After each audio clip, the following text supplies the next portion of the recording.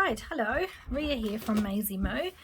Now I have just listed these two designs on my website and on Etsy, and what they are they're called the Florence Pouch. Now if you're part of my Facebook group, you'll see there will have been a wee discussion about this one here, just testing the waters to see if it's something people would like. And what it is it's just a wee pouch for you to keep your sanitary products in. Now this one here is the small version.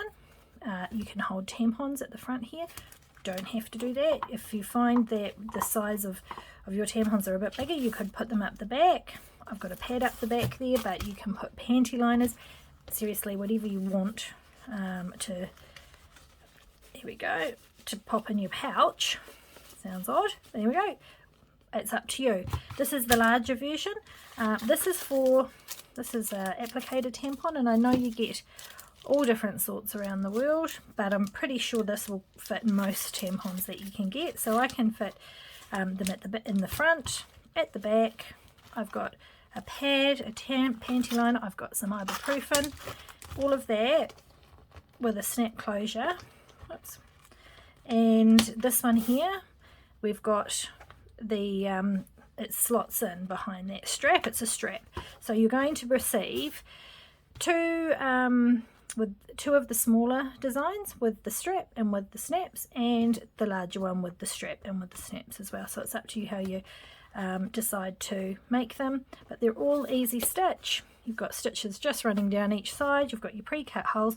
You do not have to use the easy stitch template. I will also provide without, so if you want to sew them on a sewing machine or glue them. So there's heaps of options with this. Now we're going to make another one like this but with snaps, just to show you how we sew this. So what you want to do first is go through and poke out any of the holes that haven't come through. Something I worked out, let's get rid of these. Something I worked out the other day is if you cut out on the mat, and you can go along with the end of your needle and just use the end of your needle to get these stubborn ones out. You'll always find, it's funny, I think it's when you get clogging on your, because they're small, I think you get a little bit of clogging on the blade. So sometimes it pays to press pause when you're cutting and just clean off your blade, because you'll see, especially if you're using this sort of fabric backed faux leather, you'll see that it can get a wee bit clogged. So you've got two pieces, your main body and the inner pocket. Now I'm going to put snaps on this, so we need to grab some snaps, and I think orange might be quite cute, like the middle of your daisy. So you're going to want 4 snaps, because you've got one on each side. Remember, you've got your male and female. Now my snap machine is just on the other side of the studio, so what we'll do is we'll pause this, pop the snaps on, and we'll come back to you. Okay, snaps on, let's get stitching. So I've gone for a royal blue colour because there's a lovely royal blue in the background of these daisies. I'm going to go in through the second hole here. Now you've seen me, well, quite possibly you haven't, but if you have, you'll see when I've done this before, what I like to do is just add a tiny touch of glue. If you've got a big enough knot, you will be fine, but I think this gives you a little bit of an assurance so that it just doesn't pull through the hole, because sometimes if the knot isn't big enough, it will pull through. So we've gone through, out through the second, and we're coming up, back through the top. Now this is where you're going to insert your inner pocket. Okay, so we want to line that up, back it down through, and then you want to come through your hole where you have your knot without pulling the knot through. So you want to be careful here. There we go. Okay, so that's a good start. Now we're going to want to bring this up at some stage. So if you're unsure when you're going to start sewing the bottom flap, what you do is you look at the bottom hole here, and you've got a bottom hole there.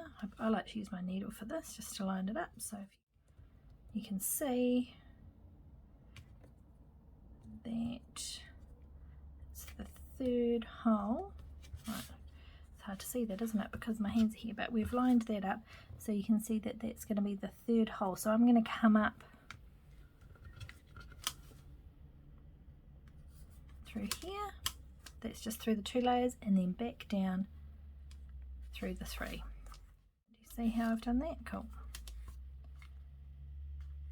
So I'll just simply stitch all the way down to the bottom. If your holes are lovely and cut out nice and neat, you can actually see all the way through the 3 layers. You do not want to force your needle. If you find that there's resistance, then you just pull it out and start again. The idea is that it should just glide through. Okay. That's it.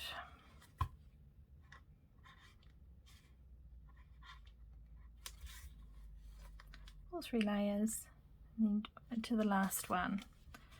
Okay, so that's, you could stop here if you want to and tie it off, but I think you want it to be quite secure, so we're going to head back up and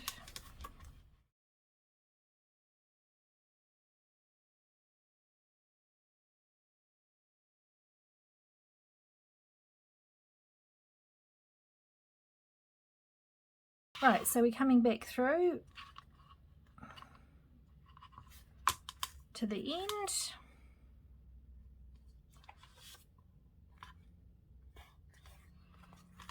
So to make this nice and strong, I've come out to the back, I'm going to come through the front again.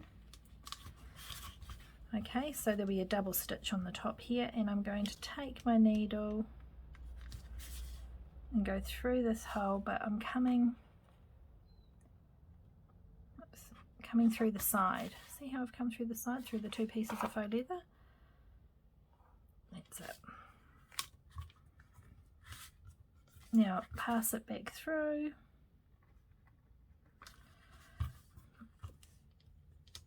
Okay, so we're going to bring your needle and pass it back out, and you want to make a loop and then pull your thread through. I do this twice. There we go. So you've now got a knot in there. Just going to trim that.